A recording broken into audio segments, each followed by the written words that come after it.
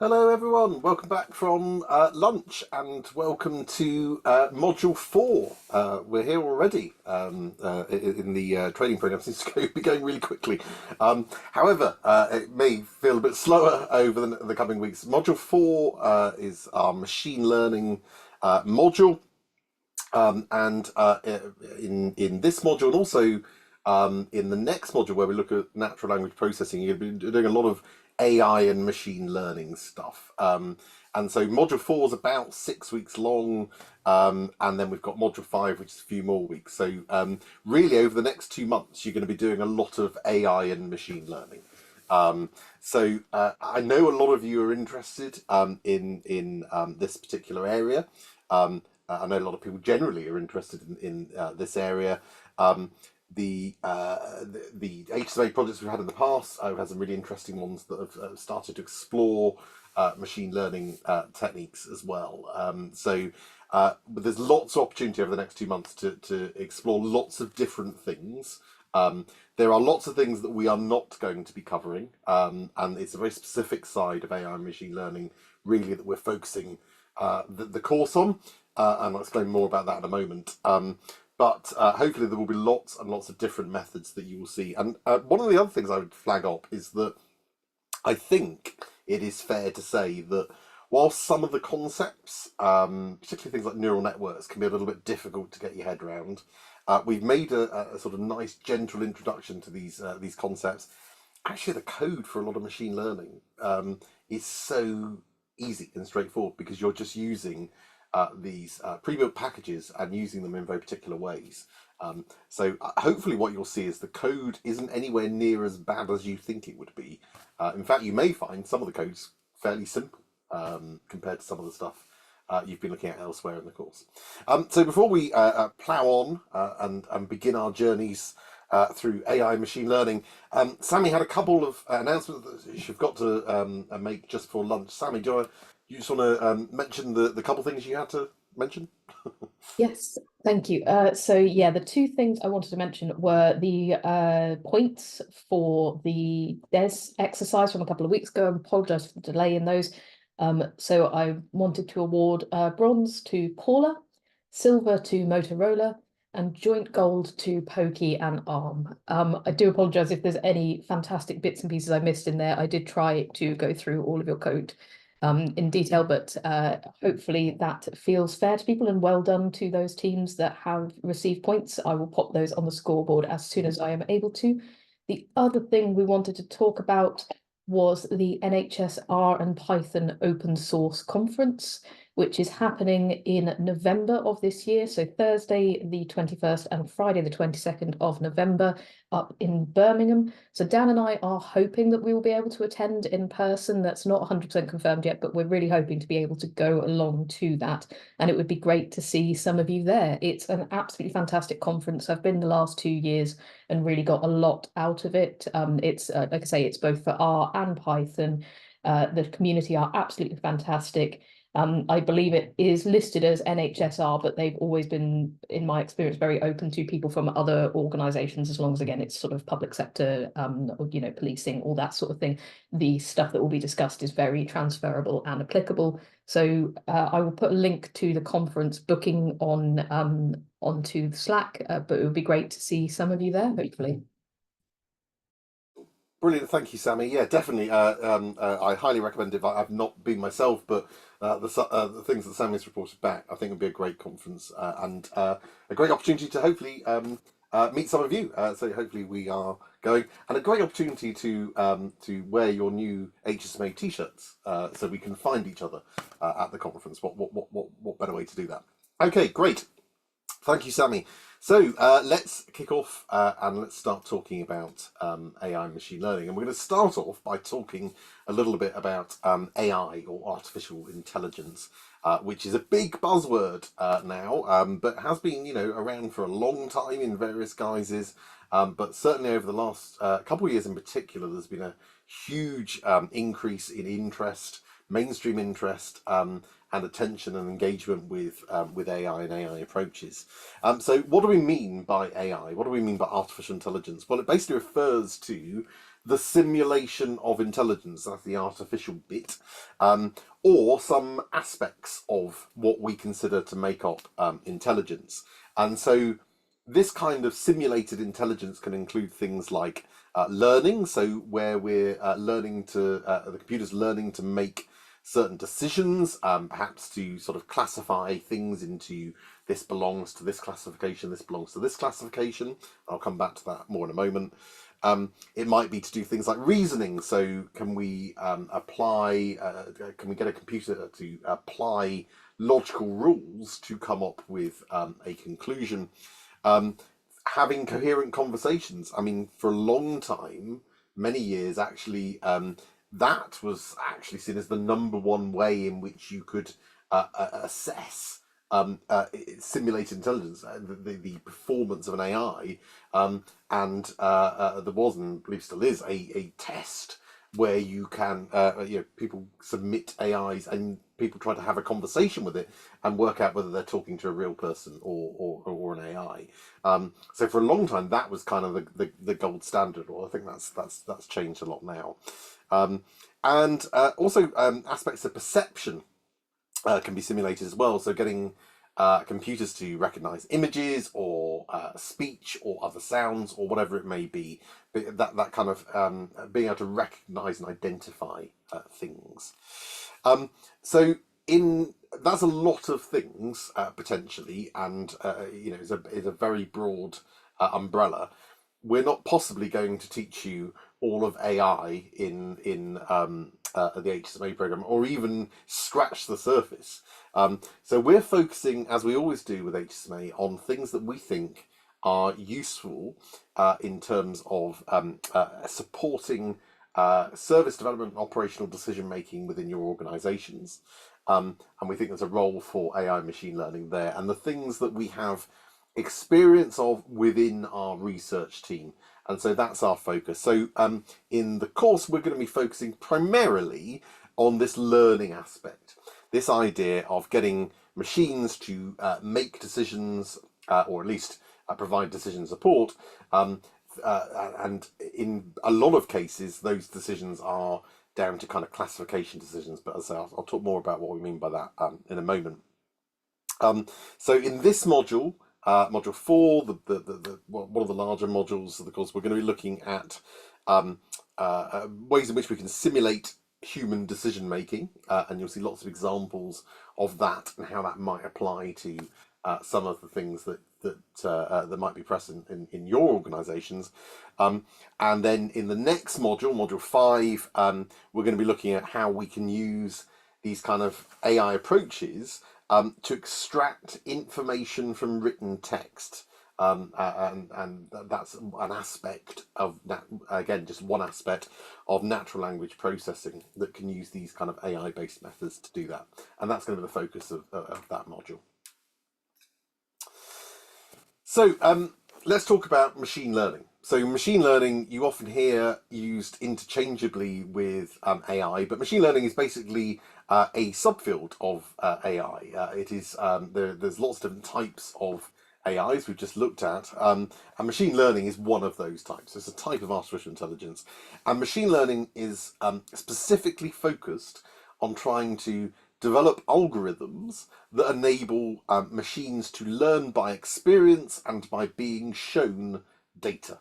Okay, and typically when you're building a machine learning model, the goal of that model is to get it to be able to make a prediction or classification if you give it some data. And usually that's to support some kind of human decision making. So it allows us as human beings to have a kind of another voice, and provide some decision support ahead of us making the decision. And that's quite an important thing to flag up, because it's rarely the case that we should be looking at these kinds of models, these kinds of AIs that we're developing, as replacing human decision making. Instead, they should be seen as these kind of decision support tools, unless, of course, your goal is to develop some sort of AI that's going to go wrong and has far too much power and responsibility. But generally speaking, the kinds of things you're going to be wanting to do are providing decision support tools. So what does machine learning allow us to do? Well, it allows us to do things that are typically undertaken by humans that are either very routine and take a lot of time and or money resource, and we can instead automate those processes. We can try to better understand some of our own ways in which we make decisions in some ways using machine learning, although there are complications with that, but also potential solutions. And also try to identify if there are hidden patterns that we can't see as human beings within the data that we're looking at. And also it allows us to use our data to generate insights, and that's a really key aspect of data science. And we talked right at the start of the course about the kind of difference between operational research and data science. So up to now, you've been kind of doing operational researchy type things. You've been looking at systems, whether that be a queuing system in the discrete event simulation, or you've been looking at geographic configurations of a system in the module SAMI. But you've started with the kind of system and used the data that you have in order to parameterize some sort of model, whether that be, how long you spend with a nurse in a discrete event simulation, or travel times to various sites in a geographic model.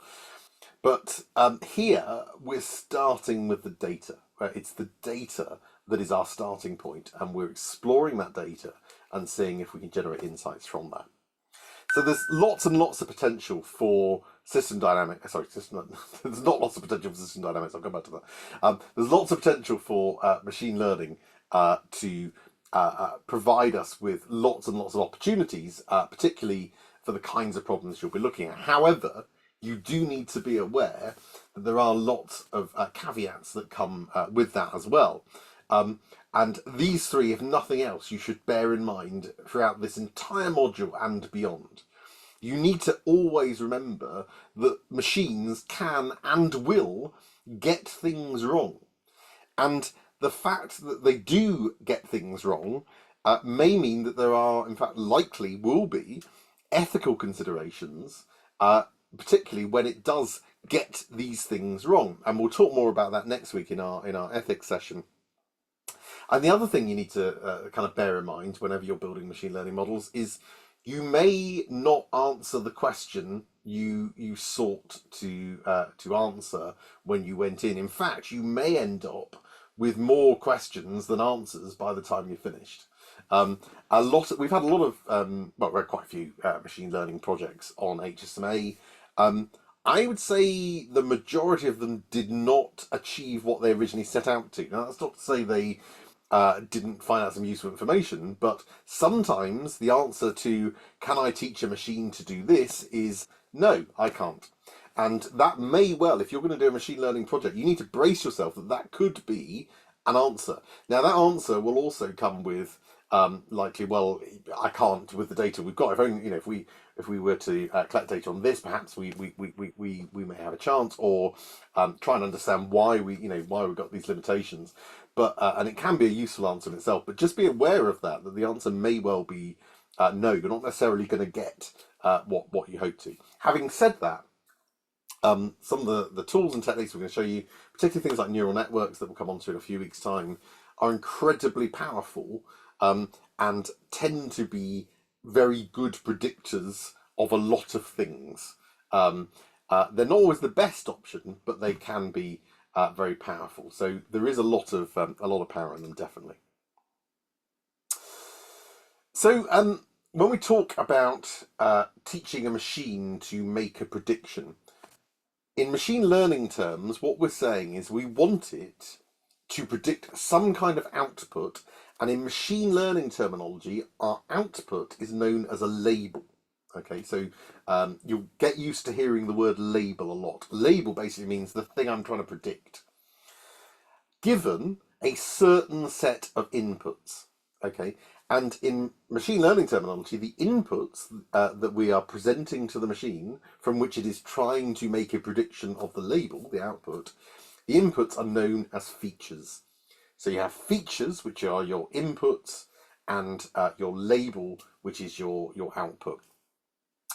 So some examples of this might be, you might be building a machine learning model to try and predict whether a patient's got a certain condition or whether they can receive a particular kind of treatment based on aspects of their health, demographics, time since onset, all that kind of thing. So these would be your health and demographics and all that kind of stuff. Those would be potential features that you would feed in. You don't necessarily use everything. There's a whole art in machine learning about what you do feed in. But these would be your potential features, your inputs, and essentially you're then trying to predict a label, which is a kind of yes or no. Given this patient's details, do you think they should receive the treatment, for example? We might be trying to predict the likelihood of someone reoffending, perhaps based on input features such as the nature of their original crime, if they served a custodial sentence, that kind of thing. So again, you're trying to predict from these input features an output label. You might be trying to classify whether an image that is presented to the machine is an image of a flower or not, based on some kind of combination of pixels, and your kind of combination of pixels and their color and their placement, those would themselves be features. Or you might be trying to classify whether some text that is presented to the machine is positive or negative in tone, based on the kind of words that are being used and the structure of the text. And again, they would be your features in that case. And indeed, in the next module, you will be doing exactly that. We will be looking at a sentiment analysis and text classification. So let's imagine we're trying to classify whether or not someone is a member of our research team, Pencord. So if they're a Pencordian, they're one of us, okay? And let's imagine we've got a number of features. We've got whether or not they like programming, and we've just got a simple 1 if they do and 0 if they don't. Whether they've got questionable fashion sense, what their age is, what their height is in centimetres. And those are our input features. So whether they like programming, their fashion sense, the age and the height, these are all our features. And then here we've got our label. This is our output, and this indicates whether they are a member of the Pencord team or not. By the way, this is completely fictitious. Just completely made this up. Here we've got some people that are members of the Pencord team. These ones with the 1 on this column, and 2 that aren't.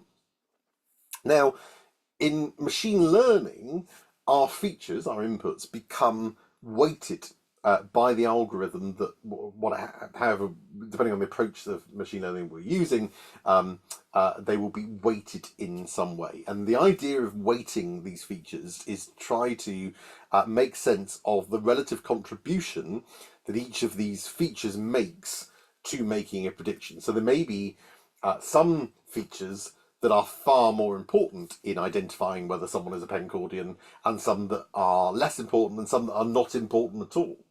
And basically, our machine learning algorithm will try and work out, depending on the kind of algorithm we use, which features are more or less important, and that will help it to make ongoing decisions. So looking at this table above, I don't know if you want to pop in the chat and Sammy can shout out what people are saying. What kind of features do you think are more important for predicting if someone is a Pencordian?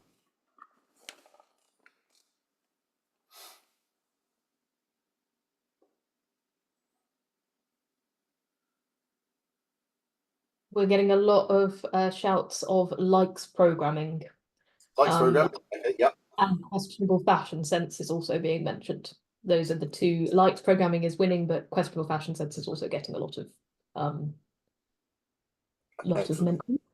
Yeah, thank you, Sammy. So so great. So I'd probably agree with that. It seems to be the case, doesn't it? There seem to be, let's see, look at the 3 people who are Pencordians. Each one of those seems to like programming versus the two that aren't, who don't. So that seems to be important. And similarly, questionable fashion sense here. Two of our Pencordians appear to have questionable fashion sense, only one doesn't. So that might imply maybe that's quite important as well in determining whether somebody's a Pencordian. But we'll come back to that. So let's talk a little bit about types of learning, because there are different types of machine learning algorithm, and you can separate it in all sorts of different ways. But there are three-ish broad types for us to think about. The first is the main one that we are going to be focusing on in this course, and that is what is known as supervised learning. So supervised learning machine learning algorithms are basically ones in which the machine is shown a series of features, the inputs and their outputs, labels, and that's called a labeled data set. Okay, so we basically say we give it something like this. This is an example of a labeled data set. We have our input features here along with the correct answer. That's basically what it is. So we show the machine a load of inputs and say, and the answer is this. Okay. And basically what it does is it tries to improve itself at making predictions gradually over time by comparing to see how well it's able to get from a set of inputs to the correct answer. Now, supervised learning problems tend to be either classification problems, which again is mostly what we're going to be looking at in this course, where you're trying to predict whether something belongs to this class or this class. That in a lot of cases may just be a sort of Boolean of do we treat this patient? Do we predict this patient has the condition? That kind of thing. But you can also they can be used for regression problems, which we don't tend to use quite so much in this course. But same principle. That the idea here is that rather than trying to predict a discrete class, you're trying to predict a continuous value, so it kind of spits out a number at the end of it. It's used a lot in economical modelling, basically. The other main side of machine learning is unsupervised learning, perhaps unsurprisingly, given we've got supervised learning. We don't really go into unsupervised learning on this course, but there are materials out there if you are interested. Basically, unsupervised learning algorithms are ones that do not have access to any label data, so they do not have the correct answers. Okay.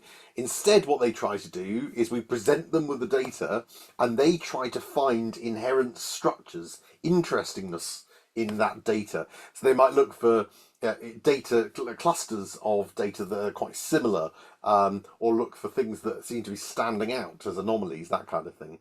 And that kind of approach can be quite useful if we don't know what the right answer is, and very often they're used for that kind of problem. And then we've also got something called reinforcement learning. Reinforcement learning is a little bit different. My background's in reinforcement learning with agent-based simulation. That's what my PhD was in. And I'll talk more about that when we come on to the later modules.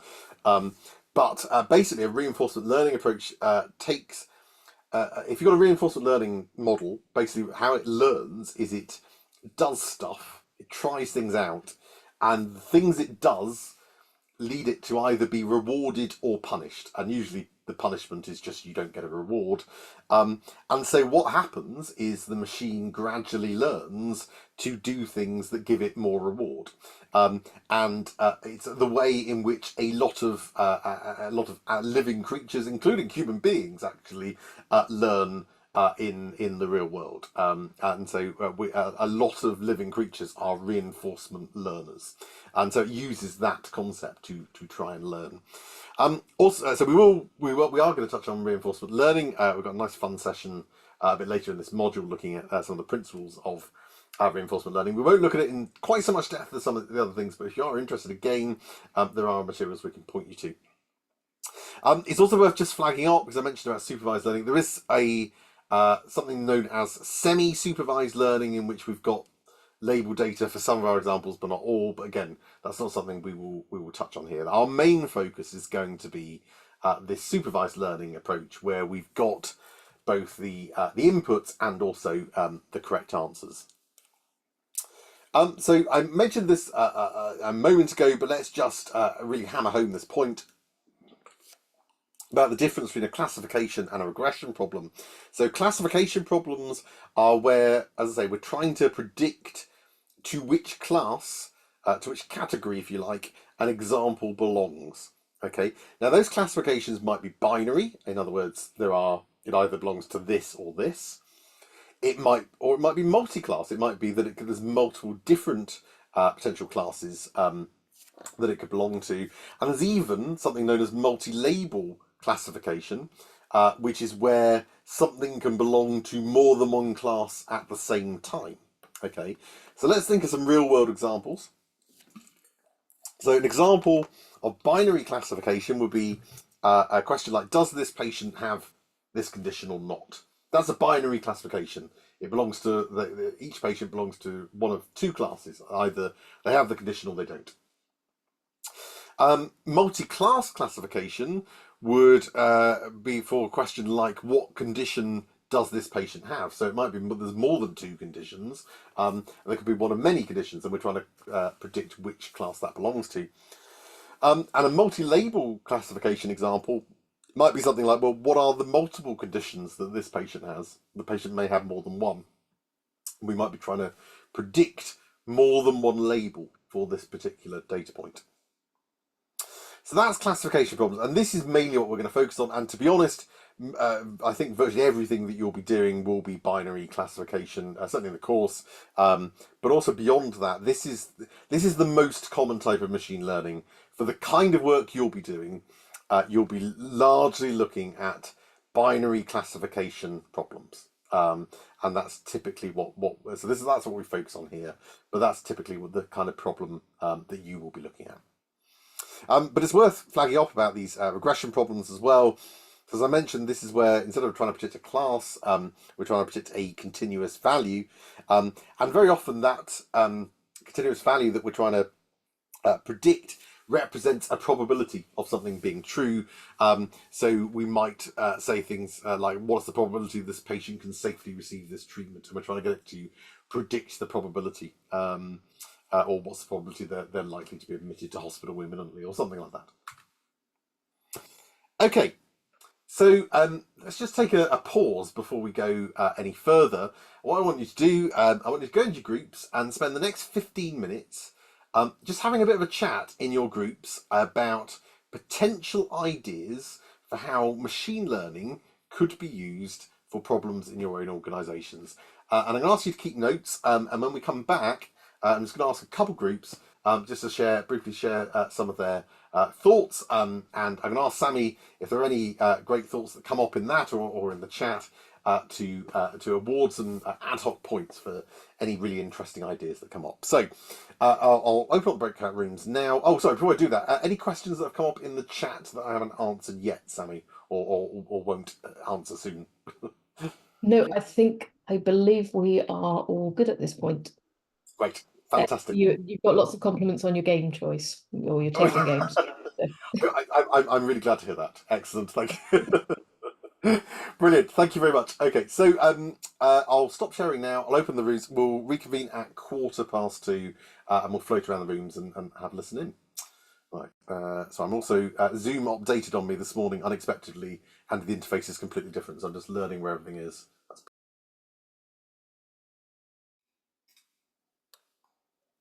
Hi everyone. Okay, so welcome back. So managed to get around to a few of the rooms there and heard some really interesting ideas. So what I'm going to do, I'm just going to bring up very quickly the wheel of names, and I'm going to pick on a couple groups just to share a couple of things. I'm just going to give you like a minute just to share some of the key points. But if we don't get around to you, or you don't get a chance to share everything that you had discussed, please pop it in the chat, and I'm going to ask Sammy any particularly good ideas that she really likes to award some PSG points ad hoc. So let me just bring up the wheel of names, and let's spin the wheel and see who is going to be up first. I think it's going to be Motorola. Yeah, Motorola. So somebody from Motorola wants to just briefly talk us through some of the things you talked about. I'm happy to chat it through. I made a few notes. So we looked at like trust level stuff first. So we thought about, is there a way you can look at whether you can predict like falls, GP attendance, that's primary care, or A&E attendance, whether they're going to become like frequent flyers. Cancer screening is another one at a national level, whether you can start to work out whether you can like target certain cohorts that you wouldn't have looked at before. We've also got someone in the group that works in the police, so they've already got stuff that looks at like reoffending rates and and risk scores. And then we've also chatted about, someone said about if we had a new housing estate built, we don't then have the resource sometimes to cover that new population, and we haven't got the funding for it. So it's whether we can somehow look at or predict what that change is going to look like. And so is there anything we can do like population change in the models? So I think they're the main bits we talked about. Fantastic, thank you. There are lots of really interesting, diverse ideas there. So yeah, no, really good, fantastic. Thank you. I will pick on one more group just to save time. I won't share the screen. I'll just spin the wheel, and you'll have to trust me that when I say that it is Sid. Sid is the group. So Sid, do you want to share some of the things you talked about?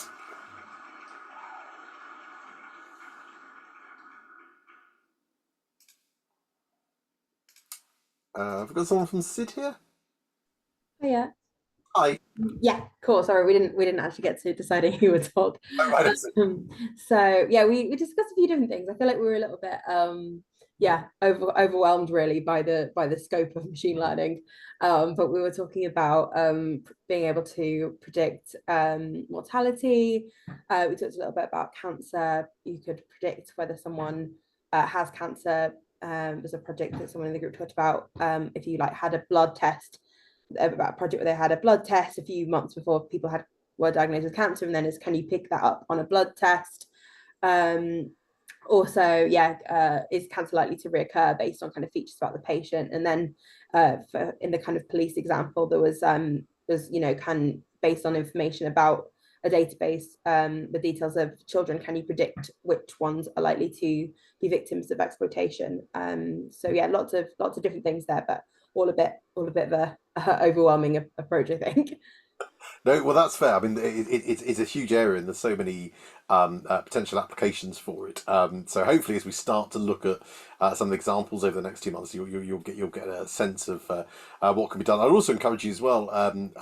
Just a little plug for the HSMA resource site. For those of you who haven't looked at it in a while or haven't looked at it at all, always worth having a look at the resource site. Some of the previous projects. There's a section. Sammy hopefully can post in the chat a link to it. But yeah, do have. I think it's on the. It's bookmarked, isn't it? I think on the Slack channel anyway. But yeah, have a look at that because there's a project section which shows all the projects from HSMA's 5, 4, and 3. And there's a couple of news stories about some of the older projects as well. Well worth a look at some of the things there, particularly if you're interested in machine learning. Looking at some of the projects that have gone on. We've had a lot of natural language processing stuff as well. But as I say, we'll focus on that more in module 5. But yeah, we have had some interesting ones. In fact, even back in HSMA 2, we had a project which is I'll go on record as saying it has the best project name of an HSMA project ever. The project name was Artificial Ian because it was trying to create an AI version of a man called Ian who made all the clinical decisions about whether to cancel surgeries. And they were trying to see, can we teach a machine to make Ian's decisions? And the answer was no, we can't. But it was a very interesting project. So yeah, do check those things out if you're after some ideas there. Okay, let me share my screen again. Right, here we go. So let's get back to talking about some of the concepts around machine learning. And the first thing I want to talk about is something known as a train test split. So when we're trying to, remember, we're focusing on supervised learning as our machine learning approach. And when we're trying to teach a machine to make a prediction using a supervised learning approach, we have to present it with our labeled data set. Remember, that is our set of input features and the labels, so the correct answer that goes along with those input features.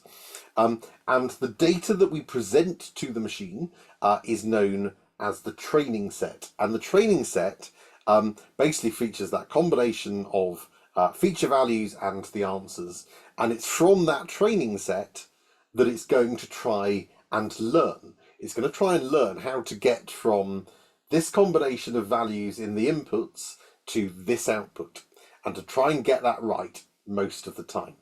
Or ideally all the time, but it's trying to get it right most of the time.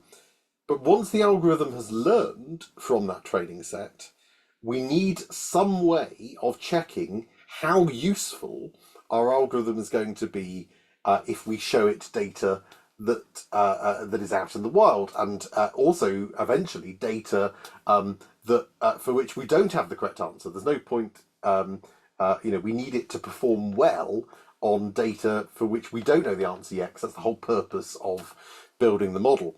And so it can get some sense about how good it might be when we sort of fire it out into the real world, we need to give it another data set that it hasn't yet seen, but which still has the correct answers in it. And that allows the algorithm to check to see, okay, well, I didn't learn from this data, but I'll use I've learned from this training data.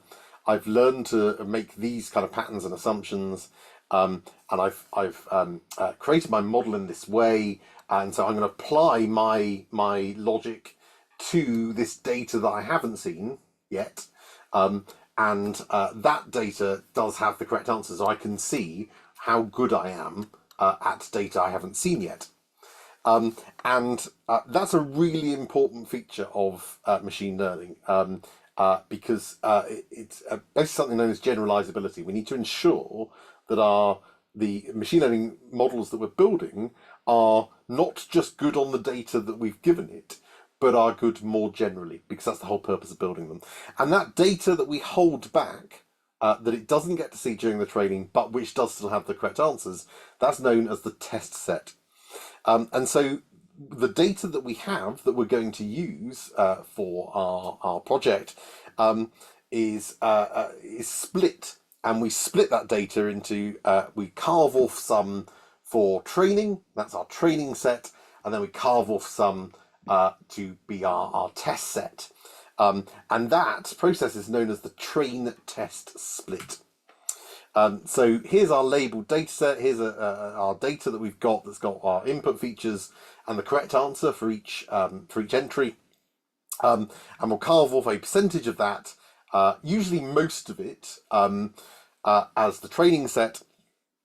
And then we leave an amount that allows us to then test how well the model is performing more generally, and we call that our test set. Now, a little later in the course, you're going to hear about something known as a train validation test split. Okay, and that's basically the same principle, except we, as well as splitting into training sets and test sets, we also split our data into something known as a validation set. Now, basically, a validation set is a bit like a test set, but the machine uses it while it's still learning. The way it uses that is it looks at how well it's performing based on its learning from the training set, and it kind of fine-tunes itself and refines itself. So it's this way of sort of checking as it goes along. Now that's different from a test set. So a test set is the thing you give it at the end to see how well it's done. It's finished training now. How good are you at being able to predict? A validation set you give to the machine. It doesn't learn from it, not explicitly, but it uses it to kind of check itself as it goes along. And a nice way, I think, to think about a validation set is a bit like taking a mock examination before a final examination. The final examination is kind of the test set, whereas the validation set, your mock exam, allows you still time to improve your learning. Okay, before that sort of final test. Now, train validation test splits tend to be used quite commonly in neural networks, and so you'll see examples of train validation test splits more when we come on to things like neural networks a bit later in the course, or a bit later in the module, I should say.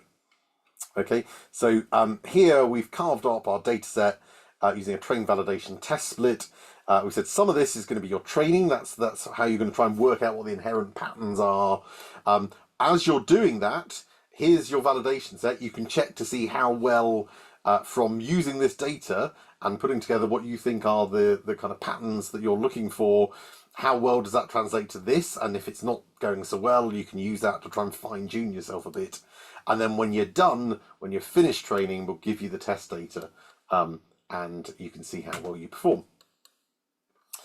Now, an associated issue that is something you're going to need to be aware of right from the outset whenever you do any machine learning is a concept known as overfitting. Now, overfitting basically just means that you have trained too much. Okay, so and I'll come back to that definition in a minute. So let's just think about an example here.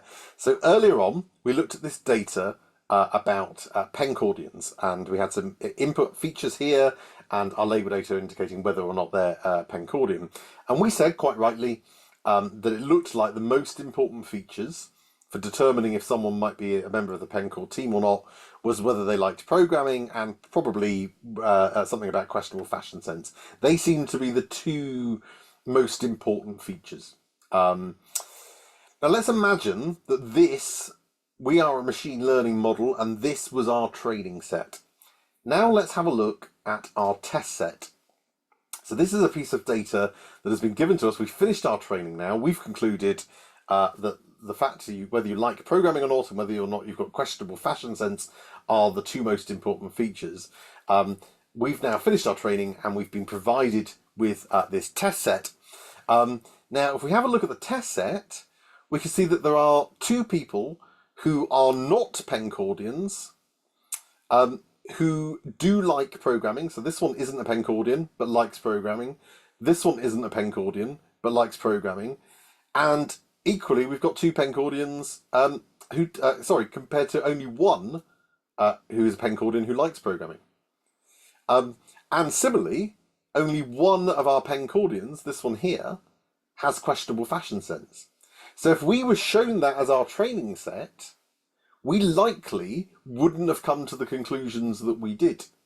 Because from that, if I'd have shown you that, I don't think anybody would have said it's to do with whether they like programming and questionable fashion sense, because there are basically twice as many people who like programming and aren't pencordians as those that do and are. So let's now have a look at the data as a whole, both the training set and the test set. This is our original data set, let's imagine. So if we look at the whole thing, we can see that likes programming and questionable fashion sense are actually almost just as likely to predict someone is a pencordian as they're not a pencordian. So that would indicate that that's not a very good predictor, because there doesn't seem to be much of a pattern there. And actually, when we look at this, we see that age seems to be a much more important factor, with most younger people not being pencordians. Now, I should flag up, that's completely untrue. In fact, probably the opposite in our actual team. So this is just fabricated for example purposes.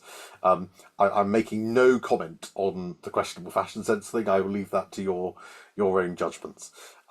But in this example here, it looks like age is far more important than these things over here, which look to be fairly useless predictors if we have a look at all the data. So what's happened here? Oops.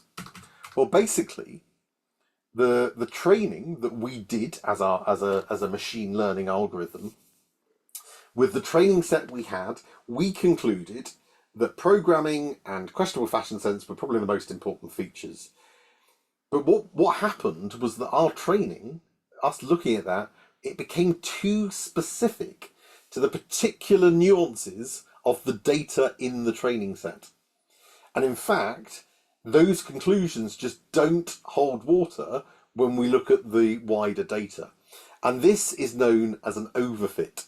Okay, now the reason it's called overfit is because in machine learning, training is referred to as fitting. So this is another term you're going to hear used a lot that will say you need to fit the model. And that basically means train it. And ultimately, it's because we are trying to fit a model, which is ultimately a kind of dividing line for a lot of the problems you're looking at, that basically correctly says everything to this side of the line is this classification, everything to this side of the line is that. Admittedly, in some cases, it's a line in multi-dimensional space, but it's ultimately that. Okay. So the term overfitting literally means training too much. Okay, you've overtrained. You've put far too much importance on the specifics of the training data, and and therefore, when you then try and use those conclusions for the rest of the real world data, it's useless because you've just got very good at identifying things that are specific to the training data, but don't have that generalizability. Now, typically, whilst overfitting is a bad thing because it leads to a model that isn't generalizable and that is therefore completely useless to us.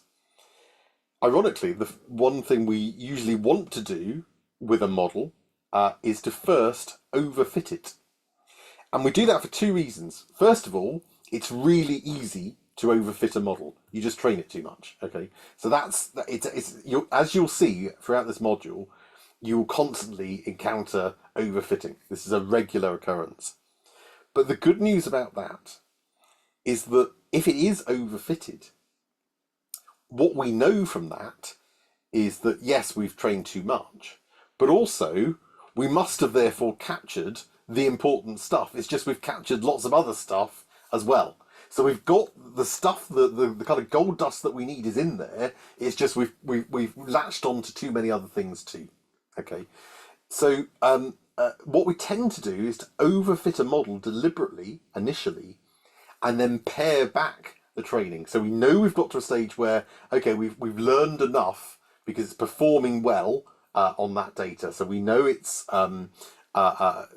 identified some things in there, but we need to pare it back a bit so that it's not just good at the data it can see during the training, but it's actually good more widely too. So let's consider another example. Let's study this plot here. It can represent anything you like. We've basically got two classifications of our data. We've got yeses, which are the ticks, and no, which are the crosses. Now, if you just want to pop in the chat and Sammy can shout out what's coming up, where would you say is the best dividing line between those two classes?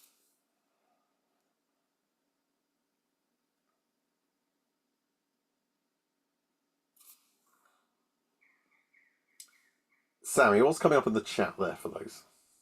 We've got a couple of 30s, 28, 28 and a half, 32, 31, 32, 28, all around there. We have had a question of does the line have to be straight? But yeah, lots around the 28 to sort of 32 mark. Okay, so we're saying kind of around here, which I'd probably agree. Yeah. So that, I would argue, is a model that has been trained or fitted, remember in machine learning terminology, well.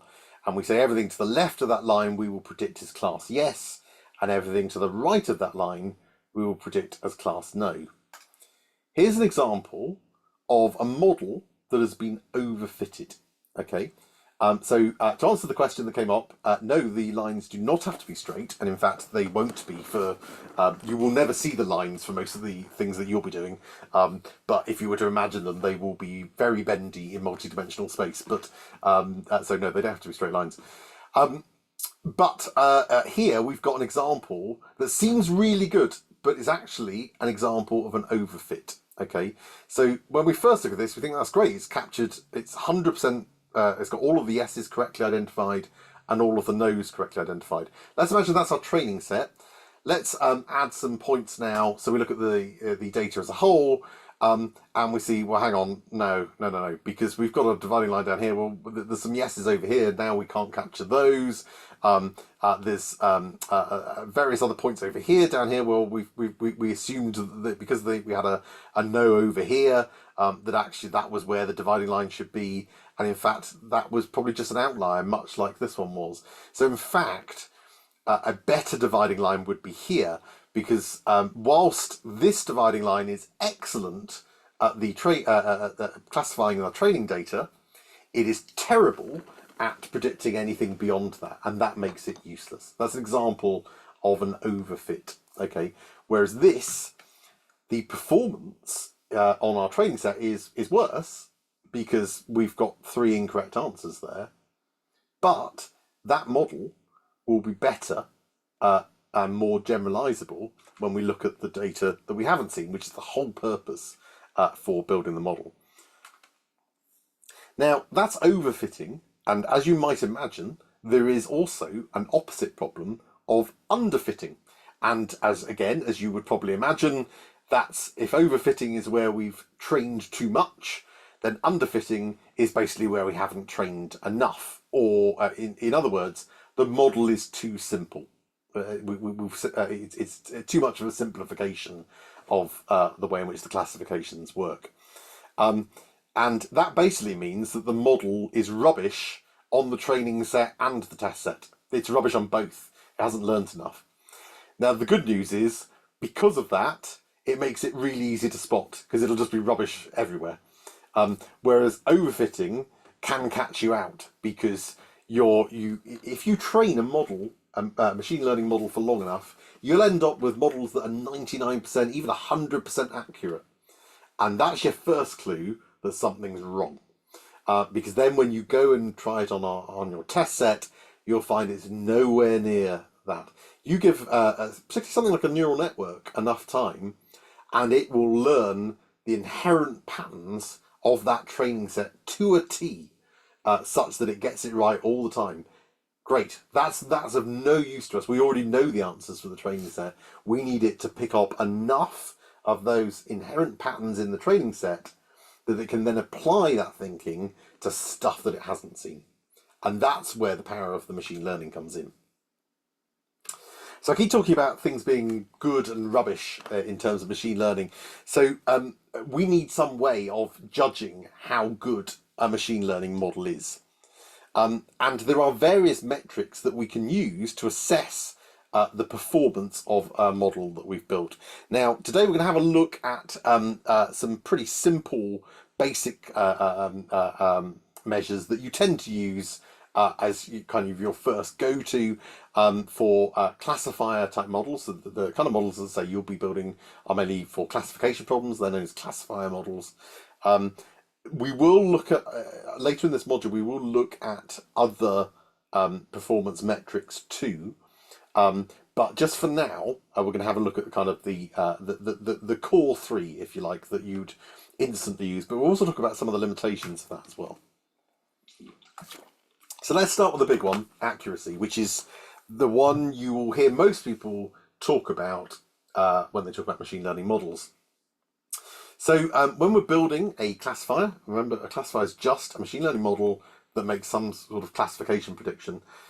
Then accuracy, precision, and recall are the big 3. Okay, so let's start with accuracy. So what accuracy does is it gives us the percentage of predictions that the model gets right.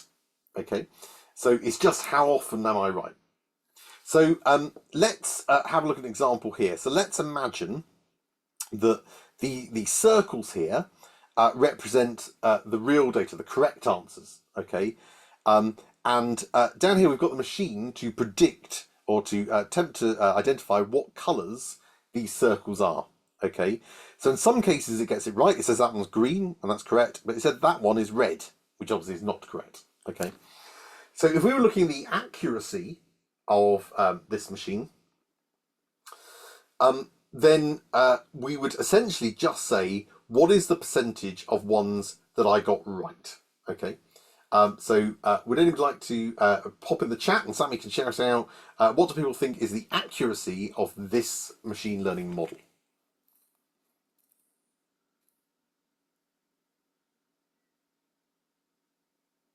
So we're getting lots of 60%. 60%? Yep, that's right. So basically, if we have a look here, basically we've got, there were 6 times when the machine was right. It got these 6 here, these green ticks. These are the 6 times it got it right, where its prediction matched the correct answer, out of 10 total predictions. So that gives us 60% accuracy, which is pretty poor, by the way, for a machine learning algorithm. Okay, let's look at precision next. You might say, well, okay, accuracy is all we need, surely, but we'll come back to that. Let's look at precision next. So precision gives the percentage of correct predictions for the classification of interest out of the total number of times that classification was predicted, both incorrectly and correctly. Just to put that in slightly simple terms, because you will get confused with this a little bit, precision basically says, if I want to look at the precision of blue classifications, that means when I say something is blue, how often am I right? Okay. So the way we calculate that is to say the number of times I said it was blue and it was, divided by the total number of times that I said it was blue. So unlike accuracy, precision and, as we'll see in a moment, recall are for a particular classification. So you say the precision of predicting blue, or whatever your class is. This makes it a really useful metric when classes aren't evenly represented, and we'll come back to that point in a moment as well. So here, again, we've got this example where we've got our correct answers in terms of the circles here, and we've got the machine's predictions here. What's the precision for classifying blue circles in the above example? So pop it in the chat and Sammy will shout out.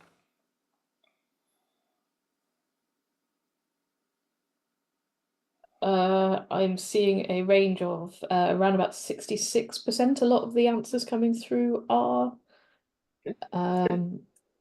yeah, that seems to be the most popular answer at the moment. Okay, so let's have a look. So remember to calculate precision of blue, blue predictions. Then we say, first of all, what's the number of times that we said it was blue and it is? Well, here we said it was blue and it is, and here we said it was blue and it is. So that's 2.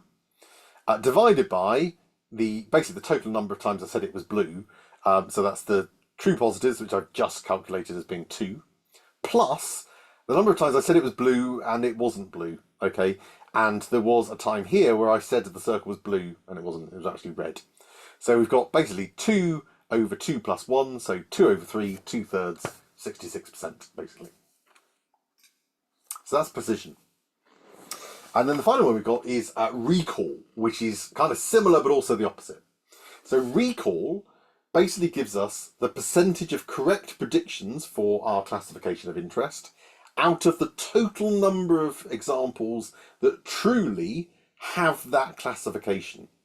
So to put that in the terms of how we framed the previous example, that's like saying the recall of blue is basically saying what percentage of blues did I correctly find? How many of the blues did I find out there? Okay, which is different to precision. So precision says when I say something is blue, how often am I right? Whereas recall says how many of the blues did I find, or the percentage of blues that I find. And we calculate that as the number of times that I said it was blue and it is, divided by the total number of times I said it was blue and it is, plus the times I said it wasn't blue and I was wrong, it actually was blue. I missed it, basically. Okay, and again, like precision, recall is really useful, as we'll see in a moment, when classes aren't evenly represented. So we'd only like to say what you think the recall is for classifying green circles in this example. That's green circles.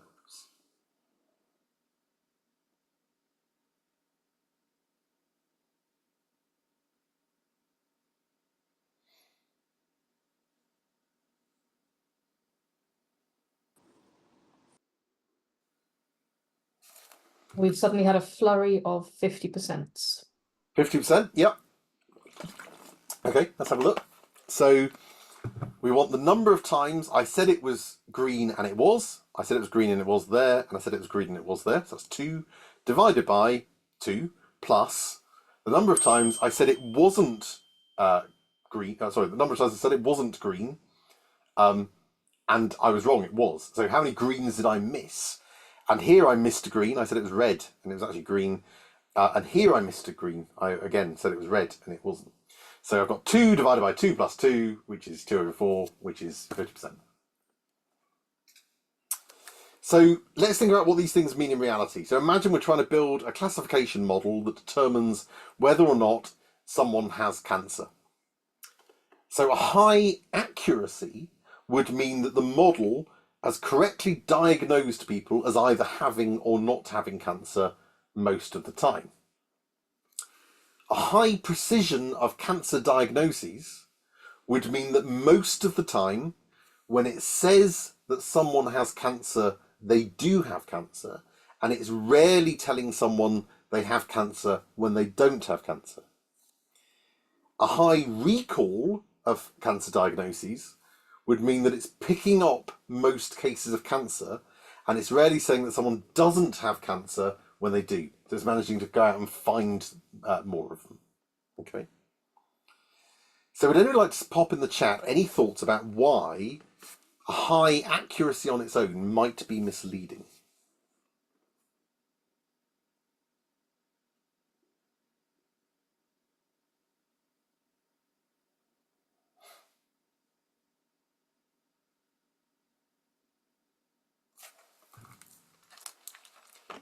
Sammy, anything coming through? We've just started having a few coming through. We've got one that says it depends on the underlying rate. We've got one that says doesn't account for false positives. Cancer is rare. Bias in the data set, lots of one type of patient, an extremely small number of the other desired outcome. Another one saying, yeah, uneven classification, depends on the cohort. You could simply diagnose, yeah, there's a lot along those sorts of lines. Excellent. Okay, so hold that thought, because today is quite exciting, actually. I'm going to unveil to you the best machine learning model in the world. This is amazing, and you can have this. It's free and open source, so I'm giving this to you. It's a gift to humanity. This is a model I've created. It took me some time, and it basically predicts whether an illegal felling of a tree in England will result in a conviction. It's quite a niche model, but nonetheless. And it turns out this model is 99% accurate. Okay, and here is the code. Please feel free to ask for the GitHub repository. The code is print no. Okay, that model is 99% accurate, and I stand by that. And if you don't believe me, you could try it yourself and find it would be accurate 99% of the time. However, this may well have something to do with it. An article from The Guardian from a few years ago saying that fewer than 1% of illegal tree felling cases in England result in convictions. That does mean, though, that my model, which just says no every time, is right 99% of the time. Okay? So accuracy on its own can be highly misleading, particularly if the classification that you are interested in is both if the classification you are interested in is significantly underrepresented. And in most of the things that you do, that will be the case. Because think about it, in most cases, let's say you're building a model to try and predict whether someone's going to imminently be admitted to hospital. That's been a previous HSMA project, or if someone's got a particular diagnosis or whatever it may be. In your data set, the vast majority of your patients, that won't be the case. They won't have that condition. They won't be admitted. Otherwise, our hospitals would be bursting at the seams even more than they are, because we wouldn't expect the vast majority of our patients to be in the thing that we are looking to catch. Okay? So we need to look at things that are not just accuracy on its own. And you should also be wary of any machine learning models that you look at that just report on accuracy. because accuracy on its own can be highly misleading. In fact, and I'll give the example, I mentioned about the great artificial Ian project from HSMA 2. I remember Simon, who did the project, bouncing into Mike, who was mentoring at the time. He was so excited. He said, I've got 97% accuracy. This is amazing. He got really excited. They started to have a look at the data, and they realised it was because 97% of the cases that they were looking at were surgeries that had not been cancelled, and it was around those numbers. Let's say it was that, and 3% that were, which basically means effectively all the machine had learned to do was just say, no, it won't be cancelled, and it would be right 97% of the time. So that's a slight exaggeration here, this print no, but you can end up incredibly easily creating a machine learning model that is as useless as that. And it will essentially learn the equivalent of that, because it'll be right most of the time. So you have to be very careful about, particularly when you've got underrepresented classes, which is going to happen all the time in the kind of problems that you're going to look at. So you need to look at other metrics as well. Things like precision and recall will help, because if you look at the accuracy of that 99%, or the accuracy of that tree felling model, 99% seems great. But if you then looked at, well, how many times is it predicting when there is a tree felling, and just looked at that, it may be like 0. It's not predicting them at all. So they will help, but there's also other things that you can look at as well, and we'll come on to them later in the course. But the main thing to flag up now is don't get excited just by accuracy, because there is this common problem that typically the classification of interest is severely underrepresented in your data and will cause a misleading accuracy. So you need to be aware.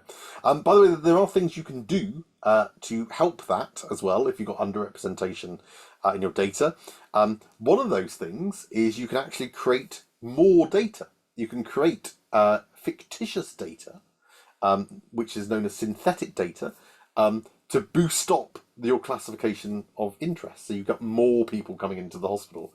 And we're actually going to cover synthetic data in this module. So you'll see how you can do that. And it's actually quite interesting.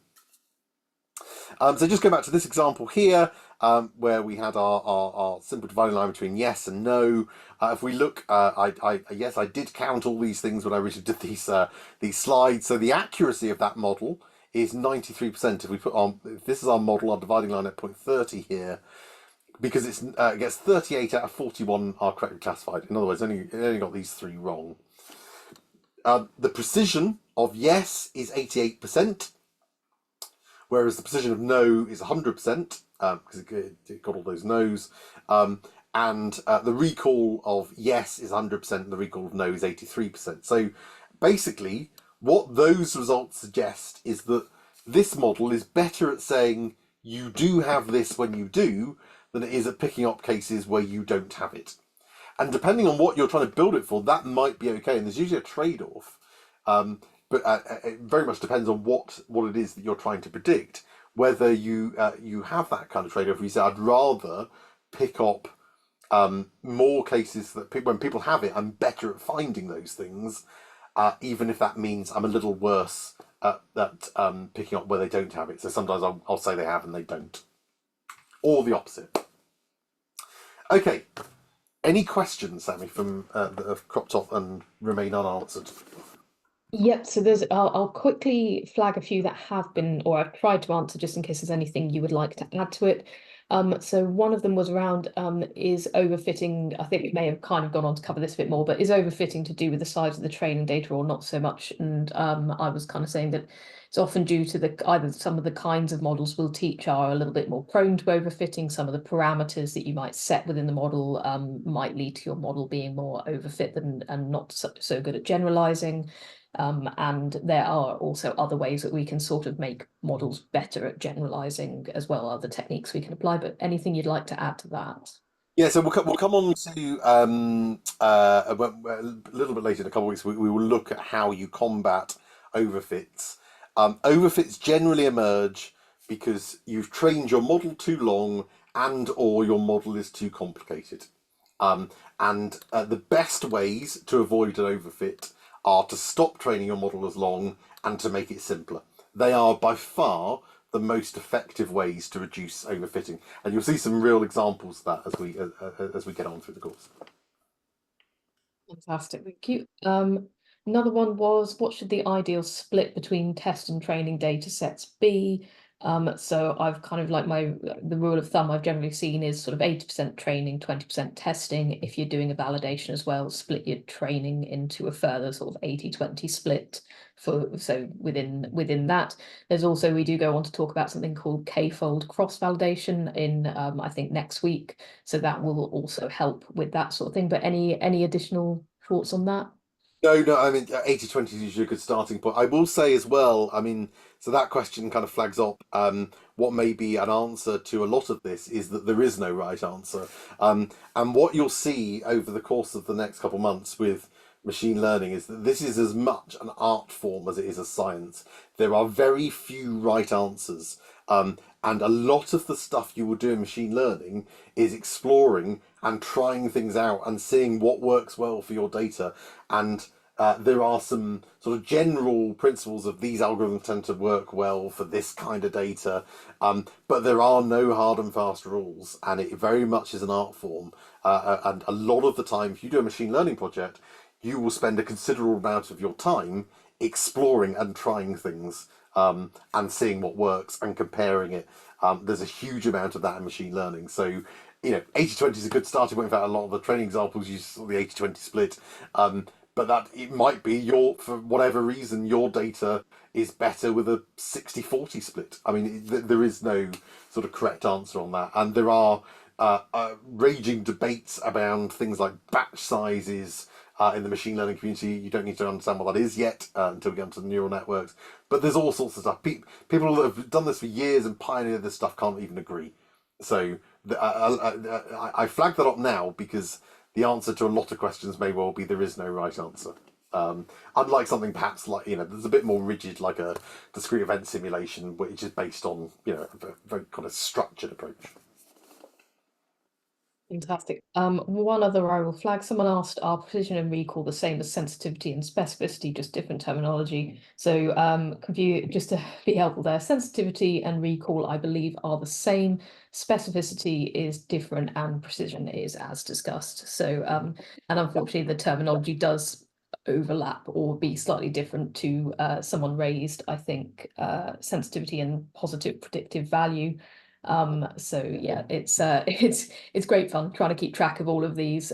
You may find it difficult to remember what each of these is doing. I do find myself having to refer back to Yes. to exactly what each one is quite a lot. They don't seem to. So if anyone's got any. I was going to say, I reminded myself of precision and recall over lunch. So that's not, you will do that a lot. You'll never remember which way around they go. That's a good question about sensitivity and specificity. We will come on to that. I can't remember if it's next week in the logistic regression or if it's in the neural networks. It's one of those sessions when we look at aurochs, which are areas under the receiver operating curve, and we'll talk about sensitivity and specificity there. And you see that it's slightly different, but yeah, you're right. It's the same kind of principle. Yeah, and someone has also just posted a link actually to the confusion matrix. So I will be covering confusion matrices in our decision trees session as well, which I think is another nice way for sort of looking at these true positives, false positives, etc. Really nice method there. Final question. Oh, sorry, another one's just come through. So penultimate question, question that may get covered further in the module, but we were a bit unsure in our group on the difference between a regression model and a machine learning model. How these terms kind of differ from each other and. Regression is technically kind of a statistical approach. However, the first machine learning approach you're going to see next week is logistic regression, and that is counted as a kind of machine learning approach. So there's a lot of crossover between what you would call machine learning and things in stats. So some of the stuff we cover next week may look quite familiar to you, albeit we'll be doing it in a kind of a particular Python sort of package. The people often, when they think of machine learning, think of things like neural networks, which we're going to go on to, and they are powerful and hugely useful. But actually, good rule of thumb, always start, as with any model, start simple. So it might be you need a neural network to get some really good performance on your problem. Might be just a simple regression model will actually work just as well for what you want. And usually the best approach is start simple and then make the model more complicated, try different approaches and see, does it give you any benefit? Does it help? Because, neural networks are fantastic, but they're also complex to unpack, and we'll come on to that. And also they're computationally expensive as well. So, they can take a long time to run for big problems. We've tried to keep the training examples fairly straightforward. And the thing I'd add to that is when we get on to decision trees and boosted trees next week as well. So we'll be talking about classification problems, where we're kind of going to, does this person have a disease? Do they not? Will they be admitted? Will they not? That sort of thing. But then when we talk about regression problems in that context, we're talking about things like, predicting length of stay or something along those lines, or predicting some other value. So you might kind of hear, you might kind of hear it kind of talked about in that sense as well. Final question is there anything to add about what training for too long means? Is that kind of too high a proportion of training data compared to test data, or is it something else in this sense? You'll see when we come on to, you'll see examples of overfitting in some of the later sessions. Oh, so well, in fact, you'll see it next week. But you'll see examples of that. But basically, it is very obvious usually when it's happened. And what usually happens is your training data. If you look at the accuracy of the training set, it's like really high, and the test accuracy is much lower. That's your first clue. You've overfit, because that's exactly what it's saying. It's saying I'm brilliant on the training data that I learnt on. I'm not so good at anything else. And that's usually your first clue. But you will see that in action, as well as how to try to reduce the impact of that in some of the examples we'll see. Thank you. I think that is now all of them. Okay, cool. Thank you. Okay, so great to hear so many questions. I think there's a lot of interest. As I say, not necessarily any right answers for some of this stuff, and hopefully over the next couple of months you'll get to see a lot more of the lots of different methods that you can apply for this kind of thing. But really today is about getting used to these sort of general concepts of features and labels and supervised learning and overfitting and all that kind of stuff. So with that in mind, one of my favourite exercises that we've done for the last few years, and a bit of fun for an afternoon session, is Dan's Desert Island DVDs. So we've overrun a bit, so apologies for this. So I would advise you to take a break, but I will leave it flexible how you want to do that in your groups. You might want to take a short break now and then another break in the middle, or you might want to just take breaks ad hoc whenever. Just do whatever works for you. We will resume at 4:25 just for sort of to see how people got on and a debrief. But basically, you'll have until 4:25. You're going to work in your groups, and here's your problem. That Dan, having grown weary of the human race, has decided to relocate to a remote desert island to keep himself occupied. He's decided to pack a DVD player and a number of DVDs. We'll suspend disbelief about how he's actually going to use these things, or indeed why he didn't take a nice 4K Blu-ray player instead of a DVD player, but there we are. Anyway, after, at 4 o'clock-ish, I'm going to present to you with a series of DVDs, and what your task is going to be leading up to that point is you're going to have to try and develop an algorithm, a very simple algorithm, that will attempt to classify whether or not I would take each of those DVDs that I give you at around 4 to a desert island or not. Now, I enjoy a lot of films, but I've got to be very selective because I can only pack so much. So I'm only going to take the films I love the most. So to help you up to this point where I'm going to show you this list, and you have to determine which ones you should take to the desert island, you're going to be provided with some training data. Okay, so I'm going to post in the Slack, and I'll do it in the class tannoy. So in the class tannoy, only one of your group, well, actually I'd advise you all to have a look at it. I will post an Excel spreadsheet that will represent your training data. That training data will be a list of films and also the year of release, along with whether or not I decided that those would make the cut to the desert island. So you've got a labeled data set, some features, the film name isn't the features so much, but film name, year of release, and whether or not I take it to the desert island. So from that, you then have to decide which features you are going to incorporate in your training. So it might be things like who the director is, the genre, the year of release. They might be features that you want to include. So you're going to need to use some online resources to look up some of this information. Now, I'd recommend, particularly given the time pressures, that you use your group as efficiently as possible to try and gather this information. Okay, so you might want to set people off to find out different pieces of information, but talk to each other and communicate as you're doing this. Use resources such as IMDb to find out various things depending on what features you're looking at. If you've got somebody who's got a really good knowledge of films and happens to have similar tastes to me, then use them, because they're going to be really helpful for this. But for this exercise, to simplify it, I want you to make all of your features Boolean. So don't have a feature that says director. Have a feature that says something like, is the director Steven Spielberg? Yes or no. So all of your features should be yes or no things, basically, or numbers. Okay. So it might be, is the director this person? Was the film released in the 60s? That kind of thing. But you could have numbers in there. And the reason for that will become clear in a second. So basically what your algorithm is going to do is you have to give a weight score to each feature, such that a score is given to the feature if that's true or false, or if you're using a number, if it exceeds a threshold, for example. And then you chop up the scores for the feature values of that film and use a threshold total score, which you decide to determine whether you're going to predict it's taken to the island or not. That probably doesn't make any sense. Let me show you an example. Let's imagine here I've got two films, and these are my three features I've chosen. I've chosen to identify whether the film was directed by Spielberg, is the film from the 60s, is the film a romantic comedy. Those are my three features. And here's my algorithm, essentially. I've decided, okay, well, if the film's directed by Spielberg, then I'm going to give it 100 points if it was. If it's from the 60s, I'll give it 400 points if it was. In other words, I'm weighting that more heavily. And if it's a romantic comedy, I'm going to give it 50 points if it's not a romantic comedy. So I'm sort of going the other way on that one.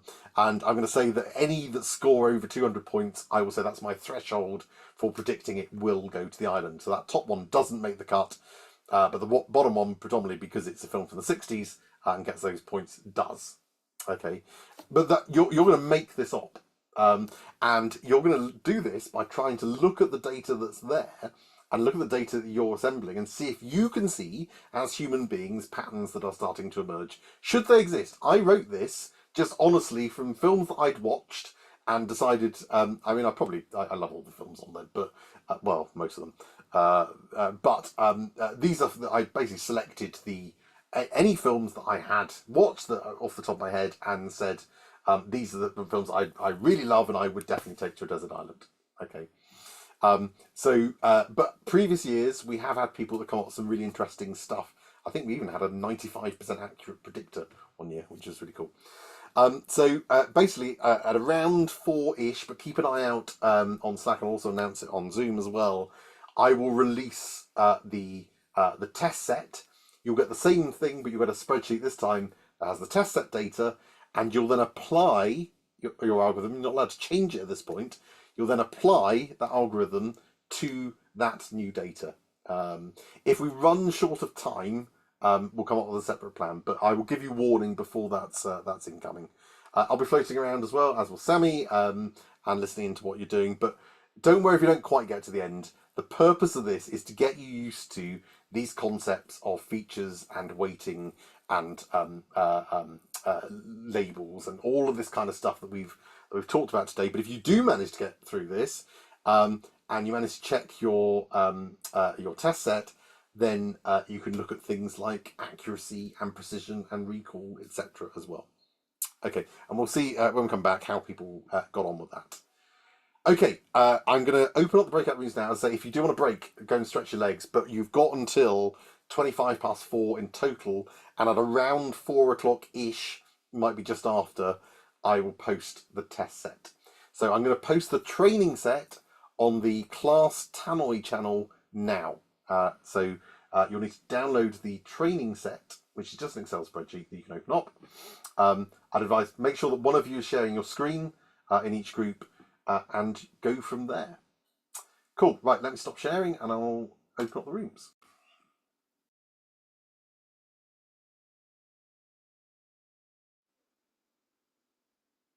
Hi everyone. Okay, so I wanted to just pull you back. As I say, I will keep the call open if those of you who can stay on and want to stay on and finish off. That's absolutely fine. We'll keep the call open a little bit longer. Sammy's kindly volunteered to be nice to the HSMA 7 cohort and actually fill in some common columns in the test set for next year, which would save you a bit of time. We'd get you to do it for the training set because the whole point is to get you thinking about features and try and get inside my head, and also realise that it's actually quite difficult to look at this kind of stuff and pick out the patterns, and that's the entire reason why we use machine learning models. So part of that is going through that process, but I appreciate then having to do that very quickly for the test set is not as fun or as useful. Nonetheless, I did see a few people. In fact, we just heard somebody. I think there's a 72% in there.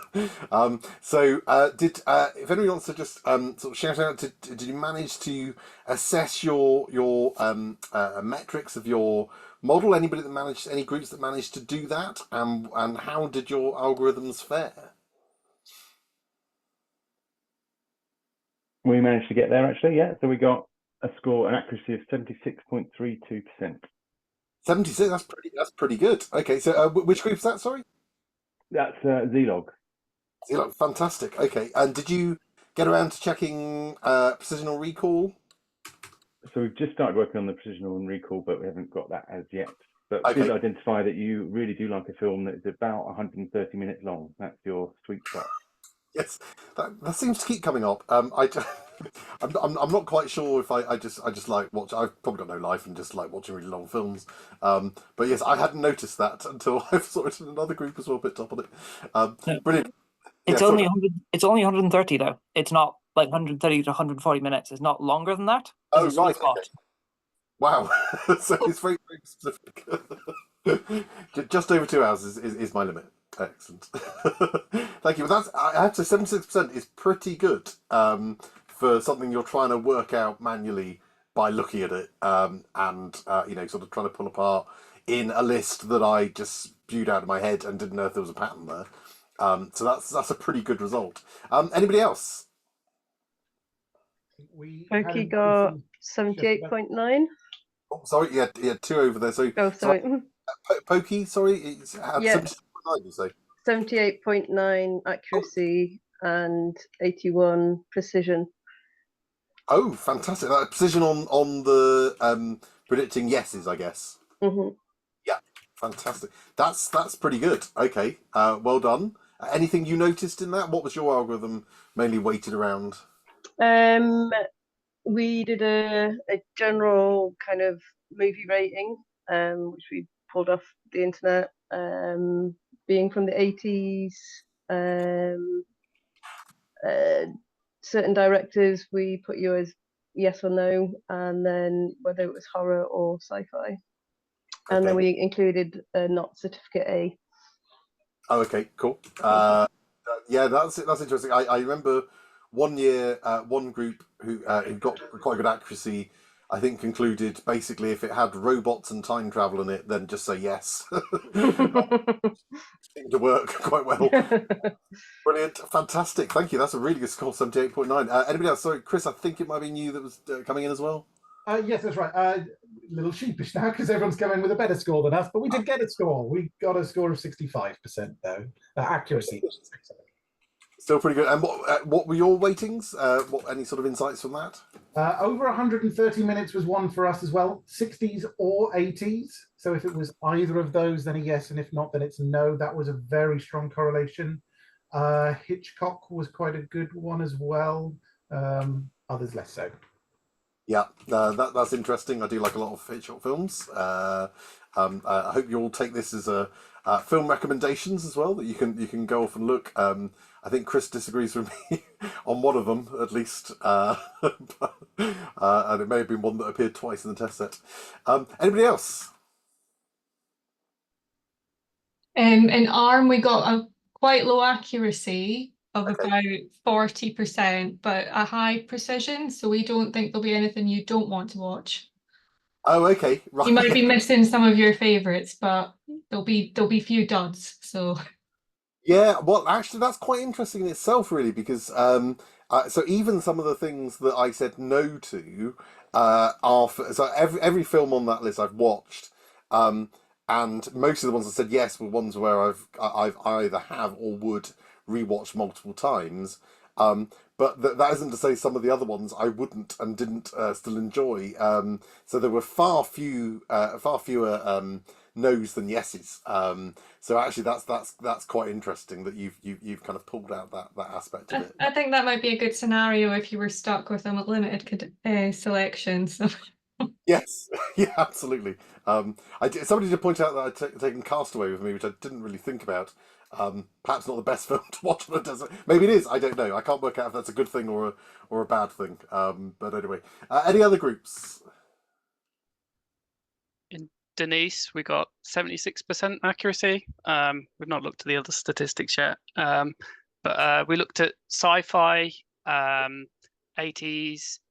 We looked at IMDb scores, and also whether it was a remake, which although was a very small proportion, was in there. We did go on a kind of wild goose chase around Hans Zimmer. We thought you'd taken all of his films ever, but we realised there was a lookup issue somewhere, so we had to bin that at the end.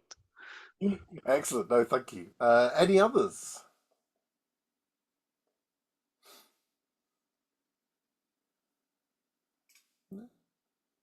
Yeah, and like Motorola, we looked at drama, sci-fi, Yeah. 80s, I think 2010s. Age certificates of 15 or higher, and IMD scores over a certain amount as well. Okay. And then, yeah. and then we kind of like looked at how many were flagged as true and how many were true and taken to get a ratio so that we knew which ones to weight, kind of thing. Right. Yeah. It's interesting that the IMDb scores come up a few times, or various online reviewer scores. So I'm hoping that means I've got good taste, largely. Because that seemed to be quite a good predictor. Unless it was the opposite. Unless it was if it had a low score, I'd take it.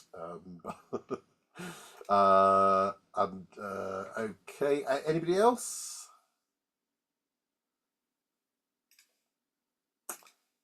No. Okay, excellent. Well, thank you, everyone. So I will keep this call open for a bit longer.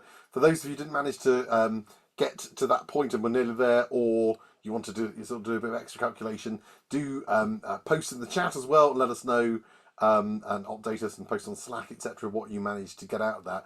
But I have to say, going around the rooms, you all got out of this exactly what I wanted you to get out of this, and that was to really start thinking about the concepts of using features to look for hidden patterns to predict a label. Now, obviously, what you've all had to do is to try and manually work out what your features might be, go and get that data, and then try and work out, are you seeing patterns in there, and trying to identify it to then come up with some sort of manual algorithm, some sort of weighting to then try that out on a test set. So I have to say, the fact you were getting, I mean, even the 40% is pretty good, considering the scale of the challenge you had there. But this demonstrates the huge power of machine learning, because the whole point of having a machine learning algorithm is it will go in there and it will find the patterns. It will find if there are things in that data that you may not even be seeing or aware of, that actually seem to be good, strong predictors. And essentially what a lot of the algorithms are doing is basically at a very high level, they're kind of weighting certain features more heavily, and coming up with some kind of rule of thumb or some sort of line or some sort of when we get into neural networks, you'll see that some combination of numbers essentially that lead you to take this set of inputs, and it tends to get the right answer most of the time. But basically, those are the core principles of machine learning, and all of the different methods we're going to show you approach it slightly differently, but those are the core principles that each of them will use. So as I'll keep the call open for those of you who want to and can stay on. For the rest of you, fantastic. Thank you again for today. I hope you enjoyed a bit of a diverse day with geographic modelling in the morning and the machine learning in the afternoon. Next week, it's back into machine learning again. So in the morning, we'll be looking at logistic regression. So we're going to start with a fairly simple but effective way in which we can take a little bit of an extension from sort of normal regression modelling into something a little bit more advanced that can create identify non-linear classifications, and we'll show you how you can build that kind of stuff in Python. We're going to use something known as the Titanic dataset to try and predict which passengers would survive or die on the Titanic using real Titanic data. And then in the afternoon, we're going to talk about some of the ethical issues around AI and how you might need to mitigate against some of those when you're doing AI projects. But until then, thank you all. As I say, we'll get the recordings and everything up hopefully tomorrow. And I'll also tomorrow post out any prep instructions for next week. There won't be much in the way of prep for the ethics session, but there will be for the machine learning session. So there will be another environment file that you'll need to use for that, and we'll send instructions out for that. But as I'll keep the call open, those of you who can stay on, please do if you'd like to. Otherwise, we'll see the rest of you next week. Bye, everyone.